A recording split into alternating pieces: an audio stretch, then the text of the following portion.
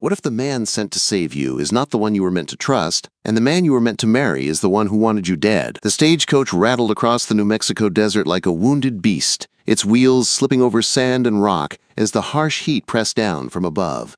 Evelyn Hale gripped the edge of her worn leather seat as another jolt slammed her against the wall. Dust poured through the cracks of the old coach, filling the air and scratching her throat with every breath. Through the small window, she saw miles of red earth stretching beneath a punishing sun, scattered with twisted juniper and jagged mesas that cut the horizon. She had been traveling for 3 days from Santa Fe, headed toward the mining town of San Dismas. Her betrothed, Nathan Crow, was waiting there. His letters had promised a new beginning, a secure home, and a quiet life far from the chaos of the East. But as the stage lurched again, Evelyn wondered why her heart felt so uneasy. "Hold steady there!" the driver shouted from above, his voice nearly lost to the grinding wheels. Across from her, a Methodist minister slept with his Bible clutched to his chest, while beside him, a nervous merchant kept checking his pocket watch, muttering about delayed shipments. The coach suddenly slowed. Evelyn leaned forward, peering out the window. 5 riders blocked the trail ahead. They looked like patrolmen, badges glinting in the sun, rifles resting across their saddles. Relief touched the merchant's face, but not Evelyn's. Something about the men felt wrong. Their clothes were too fine, their horses too well fed. Real lawmen in these parts rarely lived so comfortably. The lead rider came closer. He had pale eyes, a week's worth of stubble, and a smile that never reached his eyes.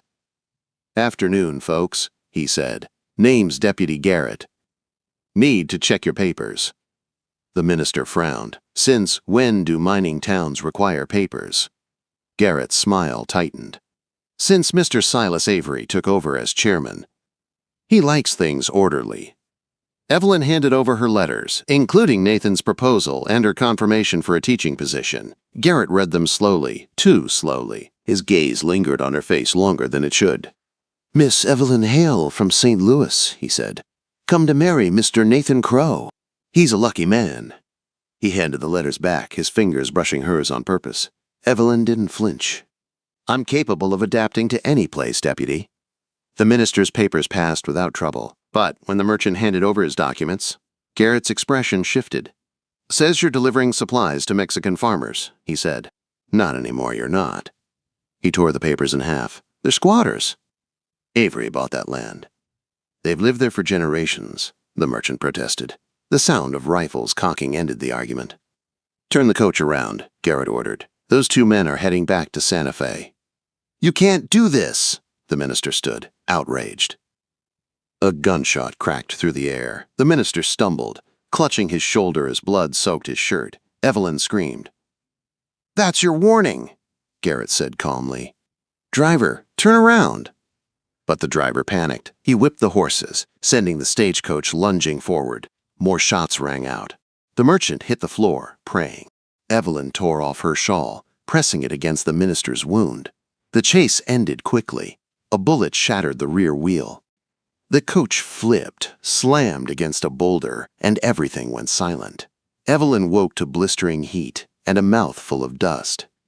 The coach lay on its side, wood splintered, the wheel still spinning. The merchant was gone. The driver hung lifeless from his seat. The minister breathed weakly. Voices approached. "Check inside," Garrett said. "Avery wants the woman alive." Fear shot through Evelyn. Why did Avery want her? Clutching the minister's Bible and her small carpet bag, she crawled through the broken window and ran toward a narrow canyon 20 feet away. "She's running!" someone yelled. Evelyn plunged into the canyon. Her dress tore on rocks. Dust filled her lungs. The walls twisted left and right, becoming a maze of stone. The voices faded behind her until there was only silence. But now she was lost. Hours passed. The heat grew vicious. Her boots shredded. Her throat burned. When darkness fell, she huddled inside a shallow cave, praying she had not escaped one danger only to die of thirst. By dawn, she could barely walk. She stumbled through the canyon, dizzy, falling again and again. When she collapsed for the 3rd time, she didn't rise. Hoofbeats echoed. 1 rider. Strong hands lifted her head, a water flask pressed against her lips. "Easy," a deep voice murmured. "Small sips." The water tasted of minerals and life. Her vision cleared enough to see the man kneeling beside her. He appeared to be in his early 30s, with black hair tied back, dark eyes full of concern, and features that carried both Apache and Mexican ancestry. His clothes were practical, his movements careful. "You're safe now," he said. "Name's Che Kiona. I heard shots yesterday. Found the wreck this morning." "The minister?" she whispered. "He's alive. Travelers took him to the mission." Che helped her sit up. "Your fiancé Nathan Crow?" Evelyn nodded weakly. Che's jaw tightened. "Figures Avery's men would want you. You're valuable to them."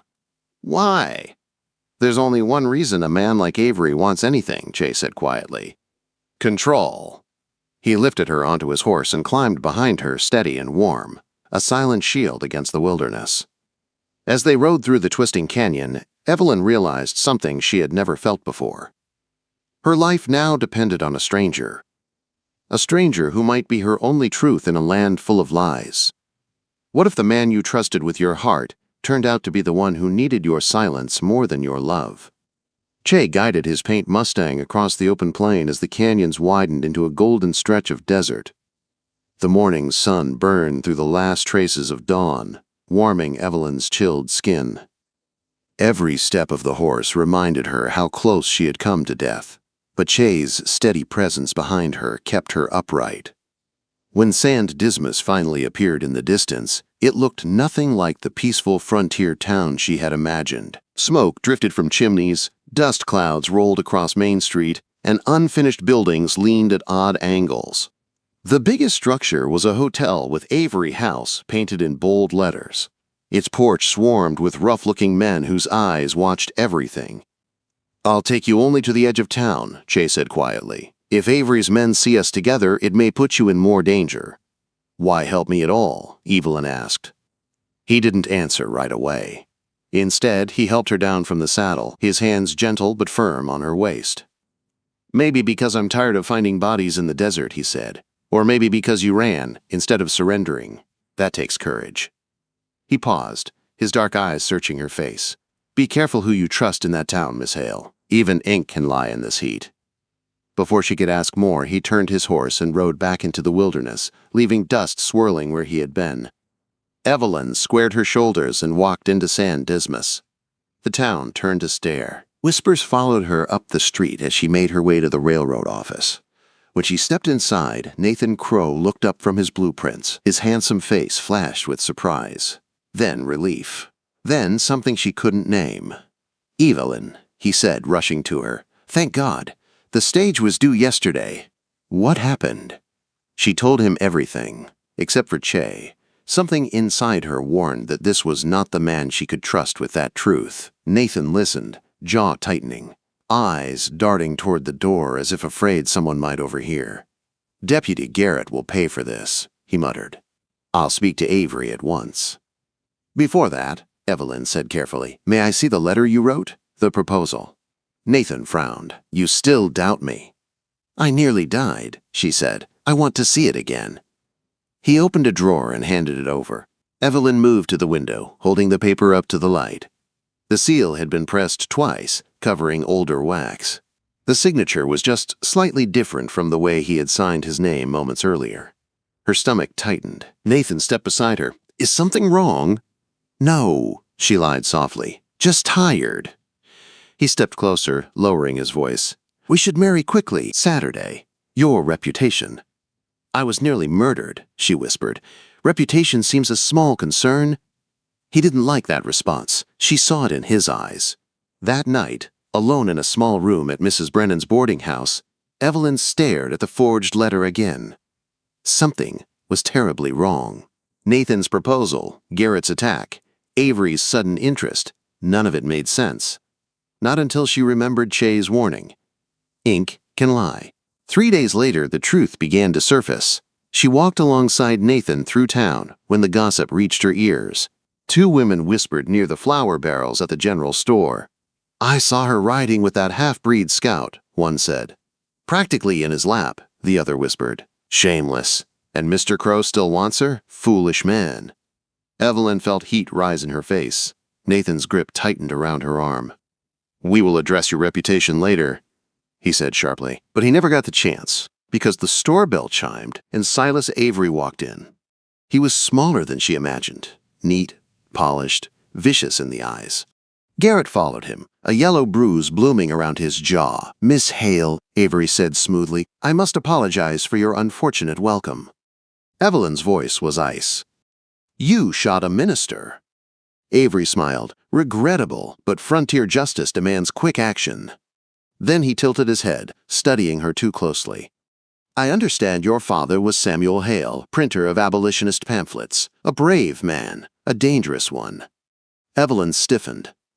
She had never told anyone her father's name. "I make it my business," Avery continued smoothly, "to know every soul in my town." Nathan shifted uncomfortably, avoiding Evelyn's eyes. Avery continued, "Saturday's wedding will be lovely, a fine union between two families who understand order." After they left, Evelyn turned to Nathan. "You never told me Avery knew about my father." Nathan didn't answer. Instead, he said, "Evelyn, stop antagonizing people. These lands run on power. Avery controls the water. The rest follow." "And you," she whispered, "do you follow too?" Quote. Nathan flinched but said nothing. That afternoon, trying to understand her new world, Evelyn visited Mrs. Chen's laundry behind the hotel. Steam rose from huge metal tubs, and workers moved like shadows through the heat. Sarah Boone, Isaac Boone's sister, tended to a worker's burned arm with steady hands. Mrs. Chen studied Evelyn carefully. "You look like lady, but hands soft. What you want?" "Work," Evelyn said. "Something useful." Mrs. Chen's raised brow softened. "Maybe you help Sarah. She needs someone who read and write." In the back room, surrounded by jars and herbs, Sarah taught Evelyn to label medicines and keep careful notes. "You've had a hard welcome to this town," Sarah said gently. "This town has many shadows," Evelyn murmured. Sarah nodded. "And some of those shadows have names." Later, walking home at dusk, Evelyn saw Garrett shoving an old Mexican woman away from the community well. Che appeared from the shadows and stepped between them, cool and firm. He defended her without drawing his weapon, using words like a shield. Evelyn watched him, heartbeat trembling with something she couldn't name. When Garrett finally retreated, muttering curses, Che walked Evelyn back toward the boarding house. "Be careful," he said softly. "Avery is tightening his grip on this valley. And Nathan, you should look closer at the papers on his desk." She swallowed hard. "Why are you warning me?" His voice dropped. "Because your name is about to be tied to things you never agreed to." They stopped near a lamppost, shadows stretching around them. Che looked at her with quiet intensity. "You should run," he said, "before Saturday." "I can't," Evelyn whispered. "Not until I understand why they want me here." Che nodded slowly. "Then be ready," he said. "Truth is coming. And truth in this land can be deadly." He disappeared into the night, leaving Evelyn alone with a fear she couldn't shake. The deeper she walked into San Dismas, the more she felt the ground shifting beneath her feet. And somewhere between the lies and the danger, her heart had begun to shift too. What if the truth you uncover is powerful enough to destroy a tyrant, save a town, and change your heart forever? 3 days before the wedding, the truth came crashing into Evelyn's life so hard it shook her to the bone. Judge Luther Mills arrived at Mrs. Brennan's boarding house, dust-covered and weary from travel. He carried a folded document and a troubled look. "Miss Hale," he said, lowering his voice, "I received a detailed report about illegal water diversion in this valley, anonymous, but accurate." Evelyn's pulse quickened. She had not sent any letter. Who had? "And one more thing," the judge continued, sliding the document across the table. "Your mother owned land here, a Mexican land grant, senior water rights, all inherited legally by you." Evelyn felt the world tilt. Her mother? Her mother who had never spoken of this place? But the land grant was real. Her mother's name, written in beautiful old script, which meant Avery's entire empire was built on land and water he did not own. She barely had time to process the truth when a tap came at her window. Che was outside, urgent. "Evelyn," he whispered. Avery's men are planning a raid at dawn on the Apache families camped near Crow Peak. They'll blame them for stealing water. She grabbed her shawl and the land grant. I'm coming with you. Che shook his head. It's dangerous. And staying in this town isn't. He could not argue. They rode through the night, reaching the canyon where Apache families huddled around a dying spring. The drought and Avery's dam had drained the land to near death. Children coughed from thirst. Elders sat quietly, their eyes dim with worry. This spring should be full, Che murmured. This is sacred water. Evelyn knelt beside a young mother holding her baby. The child's lips were cracked from dehydration. Her heart broke at the sight. We can't wait, Evelyn whispered. We have to act now. Che looked at her with fierce admiration and worry. There's one way, he said. The old stone spreaders. They can catch rain runoff if a storm comes. But we'd need help. Lots of it. We'll get it, Evelyn said. By dawn, the canyon was buzzing. Chinese workers, Mexican farmers, freed slaves, Apache men and women, all gathered with tools, shovels, and determination. Evelyn helped relay instructions, moving from group to group. But danger found them first. Dust clouds rose on the horizon. Riders. Avery's men. They found us, someone shouted. Che pulled Evelyn behind a rock ledge, shielding her with his body as bullets cracked through the air. Stay low, he whispered. I'm not leaving you, she said. You're not, he whispered back. Gunfire raged until a sudden roar swallowed everything. A sandstorm barreled through the canyon like a living beast. The world turned to red wind and stinging grit. Evelyn felt Che grab her hand and pull her toward a cave. Inside, he shouted. Dozens followed, coughing and gasping as sand swallowed the world behind them. Darkness wrapped around them, broken only by flickering lantern light and frightened breathing. In the cramped cave, Evelyn felt small bodies pressed close, terrified children clinging to their mothers. She moved through the darkness to help Sarah Boone treat the wounded. Dust cut her throat, tears stung her eyes. Then she felt Che beside her. You're shivering, he murmured. I'm frightened, she whispered. He wrapped his arms around her, pulling her against his chest. His heartbeat steadied hers. Fear means you still have something to live for, he whispered. Hold on.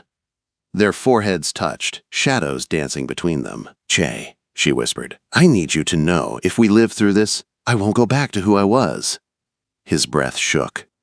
I can't pretend I don't feel what I feel for you. Her fingers brushed his cheek. Then don't. In the darkness, surrounded by danger and strangers, something inside them broke open. His hands pulled her close. Her breath trembled against his skin. Their lips met, desperate, honest, alive. She whispered the words that had risen from the deepest part of her heart. Bury yourself deeper. Quote, he held her as if he never wanted to let go, breathing her in like life itself. As deep as forever allows, he whispered against her hair. The storm raged on. But inside that cave, Evelyn felt the first true piece of herself settle into place. Hours later, when dawn's pale light returned, the storm had transformed the desert. Water trickled through new channels. Hope shimmered on the ground. We can save the valley, Evelyn said. We will, Che answered. By midday, the whole community was working together, building new channels, lifting stones, carving paths for the trickling water. But before they could finish, another dust plume appeared. Riders, dozens. This time, not Avery's men, Judge Thornberry, the territorial marshal, federal escort. They had come to confront Avery. The makeshift courtroom was built in the railroad yard. Documents were presented, Evelyn's land grant, Avery's forged contracts, testimonies from families he had robbed. Avery exploded with rage, drew a gun, and chaos erupted. But the people stood strong. They protected Evelyn, protected their documents, protected their truth. When the marshal finally arrested Avery, rain began to fall. Heavy, cleansing rain that washed dust and fear from everyone's faces. Evelyn lifted her face to the sky and let it fall over her like a blessing. San Dismas changed after that. Water flowed freely again. The community formed a fair water committee. People worked together instead of against each other. Evelyn ran the print shop her father never got to finish. She printed truth every day. And as the weeks passed, the glances between her and Che grew into touches. Touches grew into confessions. Confessions grew into plans. One evening by the restored canal, under the soft glow of lantern light, he took her hands. "What happens now?" he asked softly. "Now?" she whispered, leaning into him. "We build a life." "Together?" "Together." The desert wind brushed against them, warm and full of promise. The water behind them whispered its ancient song, and Che pulled her into his arms, holding her close, breathing her in, as if forever had finally arrived.